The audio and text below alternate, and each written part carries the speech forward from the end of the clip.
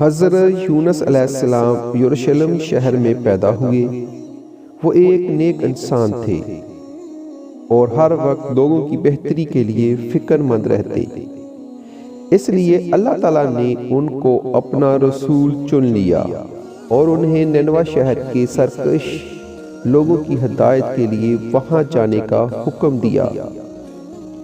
निनवा पहुंचकर हज़रत यूनुस अलैहिस्सलाम अल्लाह का पैगाम लोगों को पहुंचाते रहे।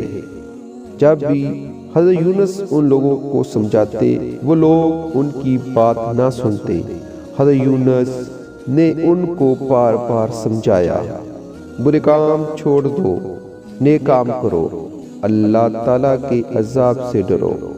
लेकिन इन नाफरमानों ने अपने तरीके ना बदले, तो हज़रत यूनुस अलैहिस्सलाम ने उनसे बिल्कुल ही मायूस होकर, उन्हें नाउम्मीद होकर इन लोगों के लिए अज़ाब की बद्दुआ की और दिल शिकस्ता समुंदर की तरफ चल पड़े। वहां एक कश्ती सफर के लिए तैयार खड़ी थी। आप कश्ती में सवार हो गए। कश्ती रवाना हुई तो शदीद तूफान आ गया। कश्ती डूबने लगी। कश्ती वाले ने कहा कि जरूर कोई मुसाफिर अपने मालिक से भागकर आ गया है।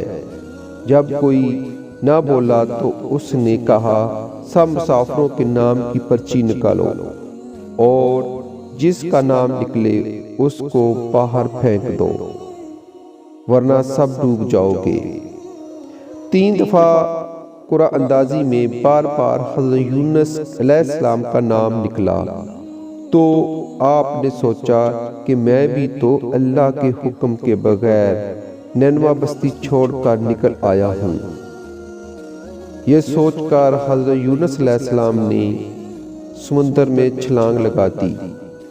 उसी वक्त एक बड़ी मछली ने उन्हें निगल लिया और वो इस मछली के पेट में पहुंच गए। हज़रत यूनुस मछली के पेट में जिंदा रहे और अल्लाह से माफ़ी मांगते रहे। हज़रत यूनुस ने अल्लाह से फरियाद की, या अल्लाह, बेशक आपके सिवा कोई माबूद नहीं, कोई हामी मददगार नहीं।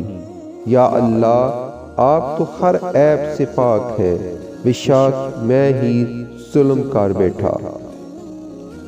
अल्लाह ताला ने हज़रत यूनुस की दुआ कबूल कर ली और अल्लाह के हुक्म से मछली ने हज़रत यूनुस को साहल के करीब बाहर उगल दिया।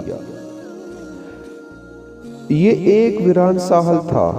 हज़रत यूनुस नहायत कमज़ोर और लागर हो चुके थे। अल्लाह ताला के हुक्म से एक फलदार पेड़ से उनको ग़िज़ा और साया मिल गया। आहिस्ता आहिस्ता उनके जिस्म में ताकत आने लगी। अल्लाह ताला ने उन्हें वापस निनवा जाने का हुक्म दिया।